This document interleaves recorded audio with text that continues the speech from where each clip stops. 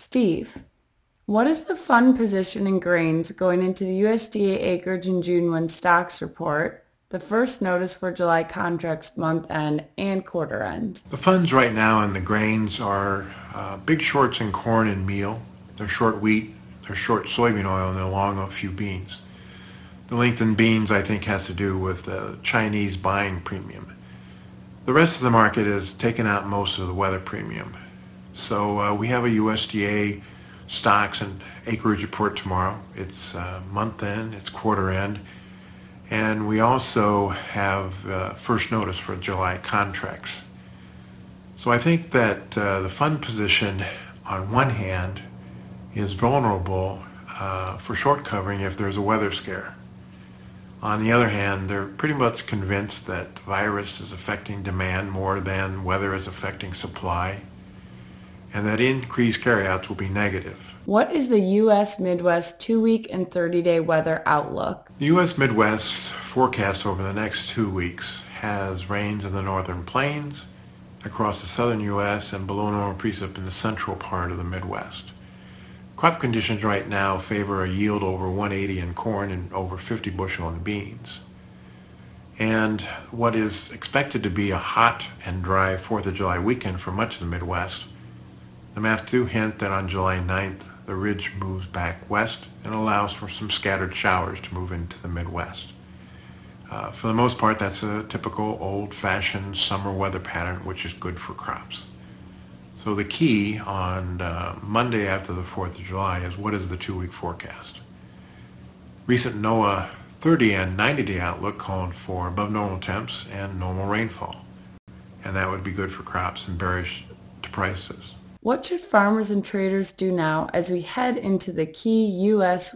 July weather month and new cases of the virus are raising concerns about demand for raw materials? What should farmers and traders do now as we head into the key July weather and we see cases of the virus increasing, raising concern about demand for raw materials? Well, I think that 9 times out of 10 we have good weather, and that people are saying from a cash standpoint, farmers should increase cash sales above $3.30 on Dees corn and $8.80 in November beans. But on the other side of the coin, maybe we could buy some calls just in case the weather changes. Obviously, corn at these prices has very little weather premium in it, and if we have normal weather, we could see Dees corn as low as $2.70. And the beans have a Chinese premium in it. And if we have good weather, we could actually see November beans trade below $8, maybe as low as $7.70. So if you want to hold on to your inventory, if you don't want to sell cash at these prices, buy a call. And then that gives you some flexibility that if you want to scale up selling on a rally of maybe 20 cents in corn, 40 to 50 cents in beans, then you have that call to protect the inventory that you want to sell. The problem down the road is that production of exporters outside the United States is increasing. And if this virus continues to slow demand, we're just going to see stocks increase every year, which could depress grain prices until there really is a drought. Alan, what are the fundamentals impacting stock index futures? Of course, we are seeing the stock index futures negatively impacted by the weak global economy, but each and every time we have seen that in the past, especially in the last 10 years or more, this has been met with more central bank accommodation and fiscal stimulus.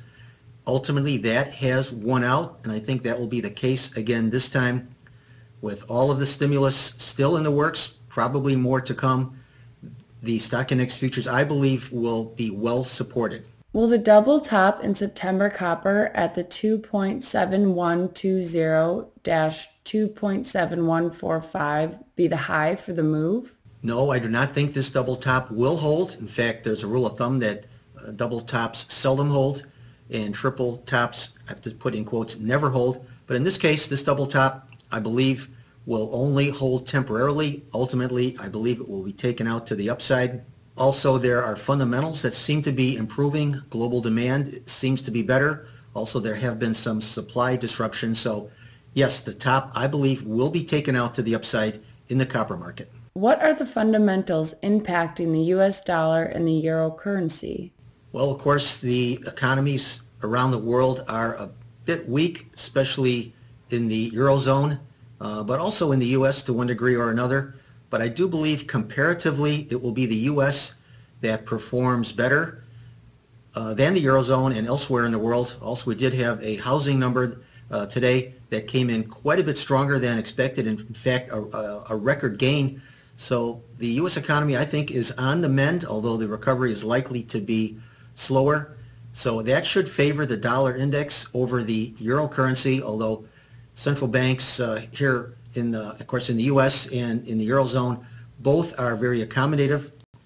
But I believe that will be the dollar that ultimately prevails over the euro currency.